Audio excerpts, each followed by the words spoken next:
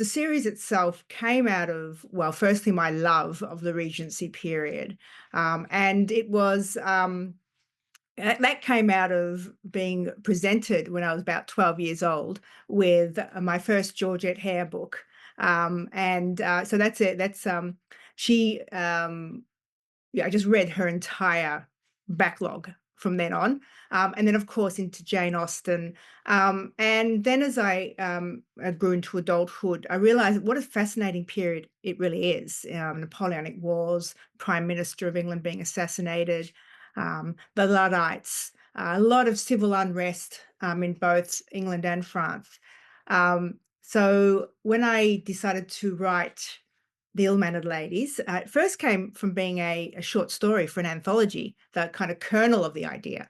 And that was published. And then that kernel idea, I realized it did have a lot of meat on it. It's one of those things where when, as you say, you've got to look at a setup, a premise that you've got, and you've got to ask yourself, how much meat is that going to hold for a series? Is it a standalone? Is it a trilogy? Can it be more? And for me, it was, well, this is going to be one that's going to be more. Because it came out of a commissioned short story, there was some parameters around that, which was that the couple in the story were not to be a romantic couple and that they were to be amateur sleuths. So that was the kind of parameters. So that's when I began working around the idea of sisters and twin sisters, and that they were going to be using their privilege to solve crimes. The idea about them making them 42-year-old spinster twin sisters came from my wide reading of Regency. There's a lot of young heroines in that genre. And I wanted to read something that was older women who had life skills, who had life knowledge, who were using that cleverness and that kind of that skill set to sleuth. And Augusta, she's the older of the twin sisters by 15 minutes, which is very important. And for her anyway. And Julia, Julia is possibly the quieter, more conservative twin, but has very much hidden strengths. And Gus is the more reckless of the two, wading in. She has started them off on this adventuring career because Julia has a recent bereavement. The man that she's going to marry had an accident and died, and Augusta wants to pull her out of that grief, and does so by saying, "Let's go and help a friend of ours retrieve some letters," and that begins their sleuthing adventures. I think that when I'm building a character, so I'm when I'm building Augusta, I have a certain number of what I call portals, like that, those portals. And those are the ways that she's going to be viewing life. And they're often about childhood trauma or childhood experiences that have impacted her so much that they color her view of life.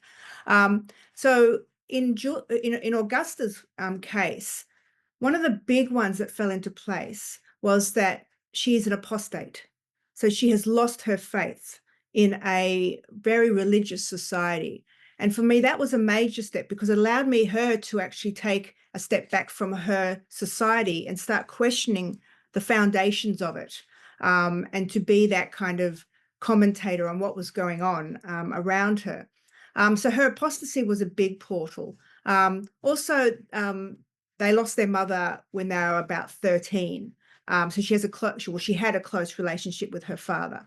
And in Julia's case, she's dealing with a tumor at that time, so 1812. So she's dealing with a tumor in her breast. And so that is kind of like coloring the way that she views life. She is a pious woman. And so there's a tension between the two sisters because of the loss of faith of Augusta. But what was one of the amazing things that I did find and I did use in terms of talking about letters is that I found the letter from Fanny Burney, the diarist, the famous diarist and novelist, a real historical figure, a letter from her to her sister-in-law that describes her mastectomy without anesthetic. It is one of the yeah, yeah, it's one of the most important female health documents, I think, in the world. And because she is a fabulous writer, it is incredibly vivid. And I've used that in the Benevolent Society of Ill-Mannered Ladies to discuss the kind of the medical aspects of 1812 life, um, and cancer. So in the books, there are real people that I've woven into the fictional world. Fanny Burney is one of them. The Ladies of Llangoffen, and Lord Alvanley. So yeah, when doing that, when we weaving in those real historical figures, it takes quite a bit of research because you want to be able to do it respectfully. But of course, you've got the pressures of your own story and your own tone that you have to weave in as well. So I find it one of the most satisfying challenges. I live by suspense. I love suspense and adventure, and when I'm writing, I write from beginning to end. So I write chronologically, and that's because I'm building up the suspense and the tension for myself as well as the reader. And of course, when you're building that kind of structure, and the structure that I had for the first book, which is 3 separate cases, but they have an overarching storyline as well. So that was a great challenge because each separate case had their own arc that ended in a climax, and then the entire novel had to end with that final case being the largest climax for that whole structure. Quite tricky to do. Love doing it because I love those kind of structural challenges. But always when I'm thinking about how I'm going to create a story, you've got to pitch that first stake at the level that you can get larger and get bigger. Because if you go too big too soon, you've got nowhere to go. And then you end up blowing up entire cities in terms when you don't really need to. So yeah, that kind of thing. So you've got to pitch your first level of stakes at the right level so that you've got the room to go and build those stakes and those risks for the character alongside that thematic line, which makes it even more coherent. So that when you get to that final built up stake and climax, that thematically and stake wise, it's at the right pitch. When I decided that this was going to be a series, obviously what you're doing is you're closing off some of the setups and payoffs in the first book, but leaving enough open to push you into the next book, and hopefully the reader as well, that they're kind of so invested in that kind of the characters and what's going to happen that you take them across. Because I'm not a particularly fast writer.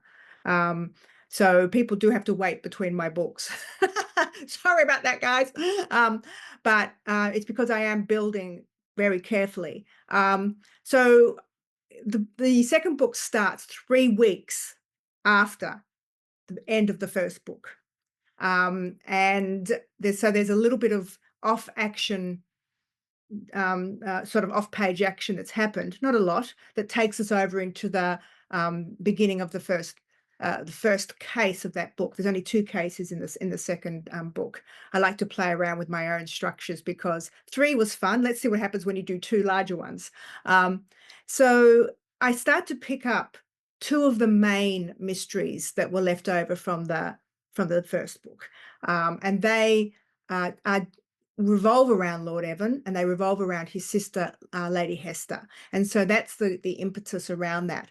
But within those sort of main arcs are again the benevolent ladies or the ill-mannered ladies, whatever you want to call them, the gals.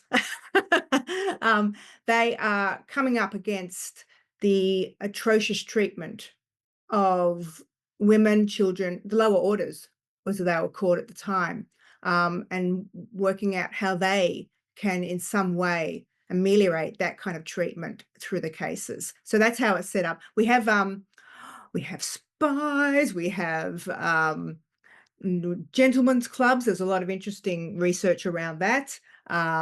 We have carriage chasers, bounty hunters, vile bounty hunters. We have Bow Street runners, which were the early incarnation of the police at the time before there was a police force. So there's all these kind of things coming together. into hopefully a good romp.